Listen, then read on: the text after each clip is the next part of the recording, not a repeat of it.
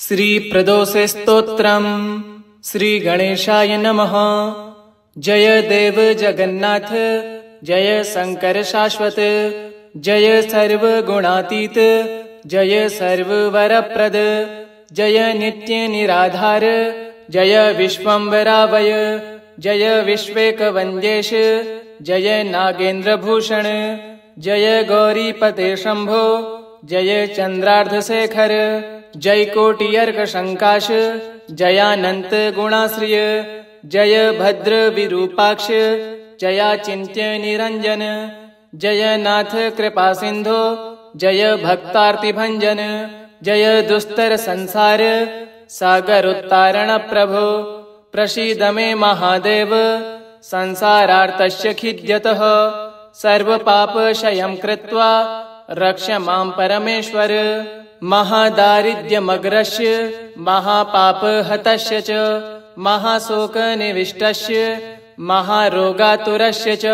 ऋणभारपरितस्य दद्यमानस्य कर्मभिः ग्रहप्रपीड्यमानस्य प्रसीद मम शंकर, दरिद्रः प्रार्थये देवं प्रदोषे गिरिजापतिम्, अर्थाढ्यो वा यथ राजा वा प्रार्थ्ये देवमीश्वरम्, दीर्घमायुः सदारोग्यं कोशविद्धिर्बलोन्नतिः, ममास्तु नित्यमानन्दः प्रसादात्व शंकर, शत्रवः संशयं यान्तु प्रसीदन्तु मम प्रजः, नश्यन्तु दस्यवो राष्ट्रे जनाः सन्तु निरापदः, दुर्भिक्षमरिसन्तापः क्षयं यान्तु महीतले, सर्वसस्य स्मृतिश्च भूयात् सुखमया दिशः, एवमाराध्ये देवं पूजान्ते गिरिजापतिम्, ब्राह्मणां भोजयेत् पश्चात् दक्षिणाभिश्च पूजयेत्, सर्वपापक्षयकरी सर्वरोगनिवारिणी, शिवपूजा मया ख्याता सर्वाभीष्टफलप्रदा। जय देव जगन्नाथ, जय शंकर शाश्वत, जय सर्वगुणातीत, जय सर्ववरप्रद, जय नित्य निराधार, जय विश्वम्भरावय, जय विश्वेकवन्द्येश, जय नागेन्द्रभूषण, जय गौरीपते शंभो, जय चंद्रार्धशेखर, जय कोटियर्क शंकाश, जयानंत गुणाश्रिय, जय भद्र विरूपाक्ष, जयाचिन्त्य निरंजन, जय नाथ कृपा सिंधो, जय भक्तार्तिभंजन, जय दुस्तर संसार सागर उत्तारण प्रभो, प्रसीद मे महादेव संसारार्तस्य खिद्यतः, सर्वपापक्षयं कृत्वा रक्ष मां परमेश्वर, महादारिद्र्यमग्रस्य महापापहतस्य च, महाशोकनिविष्टस्य महारोगातुरस्य च, ऋणभारपरितस्य दद्यमानस्य कर्मभिः ग्रहप्रपीड्यमानस्य प्रसीद मम शंकर, दरिद्रः प्रार्थये देवं प्रदोषे गिरिजापतिम्, अर्थाढ्यो वा यथ राजा वा प्रार्थ्ये देवमीश्वरम्, दीर्घमायुः सदारोग्यं कोशविद्धिर्बलोन्नतिः, ममास्तु नित्यमानन्दः प्रसादात्व शंकर, शत्रवः संशयं यान्तु प्रसीदन्तु मम प्रजः, नश्यन्तु दस्यवो राष्ट्रे जनाः सन्तु निरापदः, दुर्भिक्षमरिसन्तापः क्षयं यान्तु महीतले, सर्वसस्य स्मृतिश्च भूयात् सुखमया दिशः, एवमाराध्ये देवं पूजान्ते गिरिजापतिम्, ब्राह्मणां भोजयेत् पश्चात् दक्षिणाभिश्च पूजयेत्, सर्वपापक्षयकरी सर्वरोगनिवारिणी, शिवपूजा मया ख्याता सर्वाभीष्टफलप्रदा। जय देव जगन्नाथ, जय शंकर शाश्वत, जय सर्वगुणातीत, जय सर्ववरप्रद, जय नित्य निराधार, जय विश्वम्भरावय, जय विश्वेकवन्द्येश, जय नागेन्द्रभूषण, जय गौरीपते शंभो, जय चंद्रार्धशेखर, जय कोटियर्क शंकाश, जयानंत गुणाश्रिय, जय भद्र विरूपाक्ष, जयाचिन्त्य निरंजन, जय नाथ कृपा सिंधो जय भक्तार्तिभंजन जय दुस्तर संसार सागर उत्तारण प्रभो प्रसीद मे महादेव संसारार्तस्य खिद्यतः सर्व पाप क्षयं कृत्वा रक्ष मां परमेश्वर महादारिद्र्यमग्रस्य महापाप हतस्य च महाशोक निविष्टस्य महारोगातुरस्य च ऋणभार परितस्य दद्यमानस्य कर्मभिः ग्रह प्रपीड्यमानस्य प्रसीद मम शंकर दरिद्रः प्रार्थये देवं प्रदोषे गिरिजापतिम् अर्थाढ्यो वा यथ राजा वा प्रार्थ्ये देवमीश्वरम् दीर्घमायुः सदारोग्यं कोशविद्धिर्बलोन्नतिः ममास्तु नित्यमानन्दः प्रसादात्व शंकर शत्रवः संशयं यान्तु प्रसीदन्तु मम प्रजः नश्यन्तु दस्यवो राष्ट्रे जनाः सन्तु निरापदः दुर्भिक्षमरिसन्तापः क्षयं यान्तु महीतले सर्वसस्य स्मृतिश्च भूयात् सुखमया दिशः एवमाराध्ये देवं पूजान्ते गिरिजापतिम् ब्राह्मणां भोजयेत् पश्चात् दक्षिणाभिश्च पूजयेत् सर्वपापक्षयकरी सर्वरोगनिवारिणी शिवपूजा मया ख्याता सर्वाभीष्टफलप्रदा जय देव जगन्नाथ जय शंकर शाश्वत जय सर्वगुणातीत जय सर्ववरप्रद जय नित्य निराधार जय विश्वम्भरावय जय विश्वेकवन्द्येश जय नागेन्द्रभूषण जय गौरीपते शंभो जय चंद्रार्धशेखर जय कोटियर्कशंकाश जयानंत गुणाश्रिय जय भद्र विरूपाक्ष जयाचिन्त्य निरंजन जय नाथ कृपा सिंधो जय भक्तार्तिभंजन जय दुस्तर संसार सागर उत्तारण प्रभो प्रसीद मे महादेव संसारार्तस्य खिद्यतः सर्व पाप क्षयं कृत्वा रक्ष मां परमेश्वर महादारिद्र्यमग्रस्य महापाप हतस्य च महाशोक निविष्टस्य महारोगातुरस्य च ऋणभार परितस्य दद्यमानस्य कर्मभिः ग्रह प्रपीड्यमानस्य प्रसीद मम शंकर दरिद्रः प्रार्थये देवं प्रदोषे गिरिजापतिम् अर्थाढ्यो वा यथ राजा वा प्रार्थ्ये देवमीश्वरम् दीर्घमायुः सदारोग्यं कोशविद्धिर्बलोन्नतिः ममास्तु नित्यमानन्दः प्रसादात्व शंकर शत्रवः संशयं यान्तु प्रसीदन्तु मम प्रजः नश्यन्तु दस्यवो राष्ट्रे जनाः सन्तु निरापदः दुर्भिक्षमरिसन्तापः क्षयं यान्तु महीतले सर्वसस्य स्मृतिश्च भूयात् सुखमया दिशः एवमाराध्ये देवं पूजान्ते गिरिजापतिम् ब्राह्मणां भोजयेत् पश्चात् दक्षिणाभिश्च पूजयेत् सर्वपापक्षयकरी सर्वरोगनिवारिणी शिवपूजा मया ख्याता सर्वाभीष्टफलप्रदा जय देव जगन्नाथ जय शंकर शाश्वत जय सर्वगुणातीत जय सर्ववरप्रद जय नित्य निराधार जय विश्वम्भरावय जय विश्वेकवन्द्येश जय नागेन्द्रभूषण जय गौरीपते शंभो जय चंद्रार्धशेखर जय कोटियर्कशंकाश जयानंत गुणाश्रिय जय भद्र विरूपाक्ष जयाचिन्त्य निरंजन जय नाथ कृपा सिंधो जय भक्तार्तिभंजन जय दुस्तर संसार सागर उत्तारण प्रभो प्रसीद मे महादेव संसारार्तस्य खिद्यतः सर्व पाप क्षयं कृत्वा रक्ष मां परमेश्वर महादारिद्र्यमग्रस्य महापाप हतस्य च महाशोक निविष्टस्य महारोगातुरस्य च ऋणभार परितस्य दद्यमानस्य कर्मभिः ग्रह प्रपीड्यमानस्य प्रसीद मम शंकर दरिद्रः प्रार्थये देवं प्रदोषे गिरिजापतिम् अर्थाढ्यो वा यथ राजा वा प्रार्थये देवमीश्वरम् दीर्घमायुः सदारोग्यम् कोशविद्धिर्बलोन्नतिः ममास्तु नित्यमानन्दः प्रसादात्व शङ्कर शत्रवः संशयं यान्तु प्रसीदन्तु मम प्रजः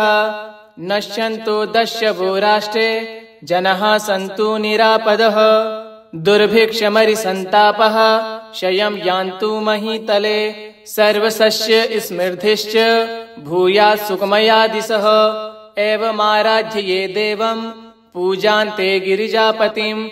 ब्राह्मणां भोजयेत् पश्चात् दक्षिणाभिश्च पूजयेत् सर्वपापक्षयकरी सर्वरोगनिवारिणी शिवपूजा मया ख्याता सर्वाभीष्टफलप्रदा जय देव जगन्नाथ जय शंकर शाश्वत जय सर्वगुणातीत जय सर्ववरप्रद जय नित्य निराधार जय विश्वम्भरावय जय विश्वेकवन्द्येश जय नागेन्द्रभूषण जय गौरीपते शंभो जय चन्द्रार्धशेखर जय कोटियर्कशङ्काश जयानन्त गुणाश्रिय जय भद्र विरूपाक्ष जयाचिन्त्य निरञ्जन जय नाथ कृपासिन्धो जय भक्तार्तिभञ्जन जय दुस्तर संसार सागरोत्तारण प्रभो प्रसीद मे महादेव संसारार्तस्य खिद्यतः सर्वपापक्षयं कृत्वा रक्ष मां परमेश्वर महादारिद्र्यमग्रस्य महापापहतस्य च महाशोकनिविष्टस्य महारोगातुरस्य च ऋणभारपरितस्य दद्यमानस्य कर्मभिः ग्रहप्रपीड्यमानस्य प्रसीद मम शङ्कर दरिद्रः प्रार्थये देवं प्रदोषे गिरिजापतिम् अर्थाढ्यो वा यथ राजा वा प्रार्थये देवमीश्वरम् दीर्घमायुः सदारोग्यम् कोशविद्धिर्बलोन्नतिः ममास्तु नित्यमानन्दः प्रसादात्व शङ्कर शत्रवः संशयं यान्तु प्रसीदन्तु मम प्रजः नश्यन्तु दस्यवो राष्ट्रे जनाः सन्तु निरापदः दुर्भिक्षमरिसन्तापः क्षयं यान्तु महीतले सर्वसस्य स्मृतिश्च भूयात् सुखमया दिशः एवमाराध्ये देवं पूजान्ते गिरिजापतिम् ब्राह्मणां भोजयेत् पश्चात् दक्षिणाभिश्च पूजयेत् सर्वपापक्षयकरी सर्वरोगनिवारिणी शिवपूजा मया ख्याता सर्वाभीष्टफलप्रदा जय देव जगन्नाथ जय शंकर शाश्वत जय सर्वगुणातीत जय सर्ववरप्रद जय नित्य निराधार जय विश्वम्भरावय जय विश्वेकवन्द्येश जय नागेन्द्रभूषण जय गौरीपते शंभो जय चन्द्रार्धशेखर जय कोटियर्कशङ्काश जयानन्त गुणाश्रिय जय भद्र विरूपाक्ष जयाचिन्त्य निरञ्जन जय नाथ कृपासिन्धो जय भक्तार्तिभञ्जन जय दुस्तर संसार सागरोत्तारण प्रभो प्रसीद मे महादेव संसारार्तस्य खिद्यतः सर्वपापक्षयं कृत्वा रक्ष मां परमेश्वर महादारिद्र्यमग्रस्य महापापहतस्य च महाशोकनिविष्टस्य महारोगातुरस्य च ऋणभारपरितस्य दद्यमानस्य कर्मभिः ग्रहप्रपीड्यमानस्य प्रसीद मम शङ्कर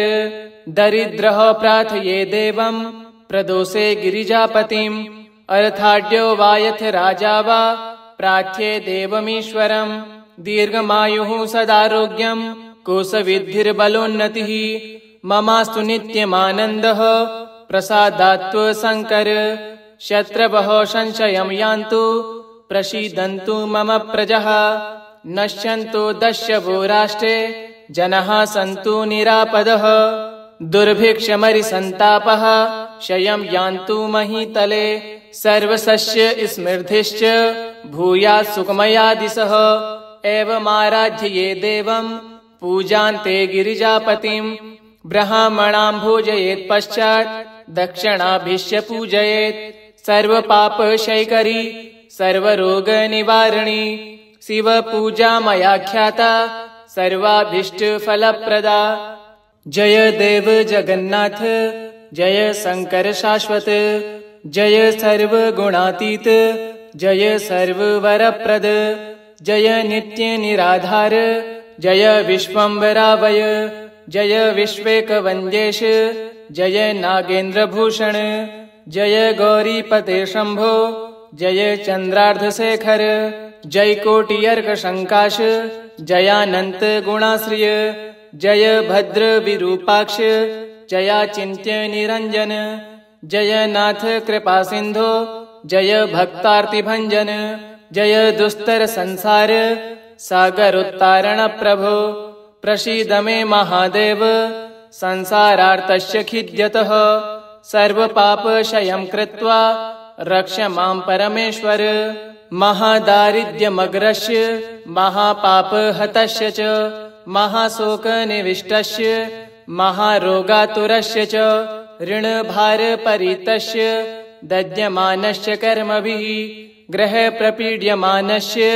प्रसीद मम शंकर दरिद्रः प्रार्थये देवं प्रदोषे गिरिजापतिं अर्थाढ्यो वा यथ राजा वा प्रार्थ्ये देवमीश्वरम् दीर्घमायुः सदारोग्यं कोशविद्धिर्बलोन्नतिः ममास्तु नित्यमानन्दः प्रसादात्व शंकर शत्रवः संशयं यान्तु प्रसीदन्तु मम प्रजः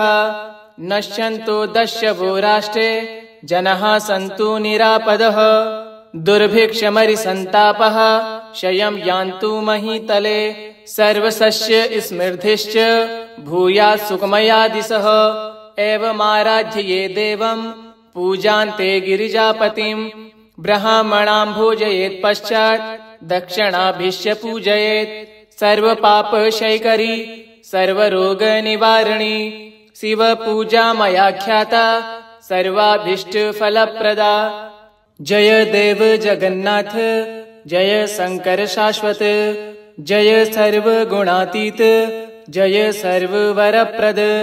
जय नित्य निराधार जय विश्वम्भरावय जय विश्वेकवन्द्येश जय नागेन्द्रभूषण जय गौरीपते शंभो जय चंद्रार्धशेखर जय कोटियर्कशंकाश जयानंत गुणाश्रिय जय भद्र विरूपाक्ष जयाचिन्त्य निरंजन जय नाथ कृपा सिंधो जय भक्तार्तिभंजन जय दुस्तर संसार सागरोत्तारण प्रभो प्रसीद मे महादेव संसारार्तस्य खिद्यतः सर्वपापक्षयं कृत्वा रक्ष मां परमेश्वर महादारिद्र्यमग्रस्य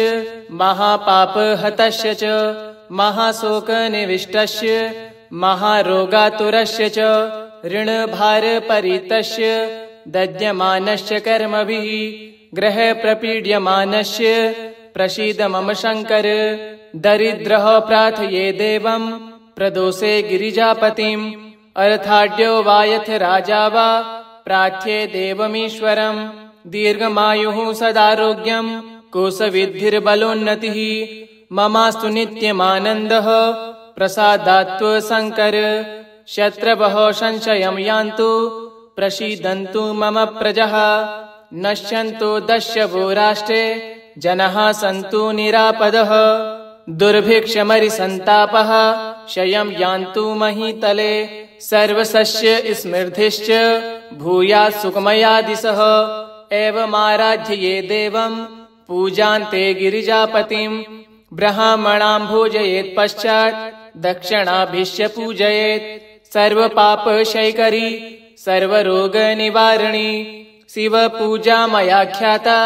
सर्वाभीष्टफलप्रदा। जय देव जगन्नाथ जय शंकर शाश्वत जय सर्वगुणातीत जय सर्ववरप्रद जय नित्य निराधार जय विश्वम्भरावय जय विश्वेकवन्द्येश जय नागेन्द्रभूषण जय गौरीपते शम्भो जय चन्द्रार्धशेखर जय कोटियर्कशङ्काश जयानन्त गुणाश्रिय जय भद्रविरूपाक्ष जयाचिन्त्य निरञ्जन जय नाथ कृपासिन्धो जय भक्तार्तिभञ्जन जय दुस्तर संसार सागरोत्तारण प्रभो प्रसीद मे महादेव संसारार्तस्य खिद्यतः सर्वपापक्षयं कृत्वा रक्ष मां परमेश्वर महादारिद्र्यमग्रस्य महापापहतस्य च महाशोकनिविष्टस्य महारोगातुरस्य च ऋणभारपरितस्य दद्यमानस्य कर्मभिः ग्रहप्रपीड्यमानस्य प्रसीद मम शङ्कर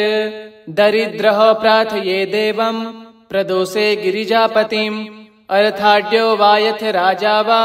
प्रार्थ्ये देवमीश्वरम् दीर्घमायुः सदारोग्यं कोशविद्धिर्बलोन्नतिः